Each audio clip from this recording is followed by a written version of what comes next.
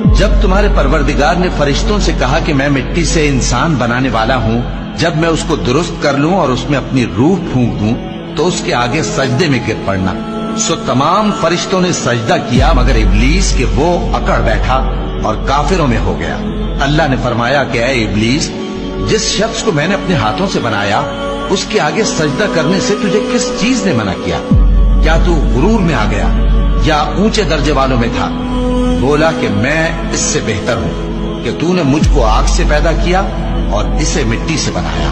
فرمایا بس یہاں سے نکل جا، تو مردود ہے اور تجھ پر قیامت کے دن تک میری لعنت پڑتی رہے گی۔ کہنے لگا کہ میرے پروردگار، اچھا تو مجھے اس روز تک کہ لوگ اٹھائے جائیں مہلت دے۔ فرمایا کہ تجھ کو مہلت دی جاتی ہے اس روز تک جس کا وقت مقرر ہے۔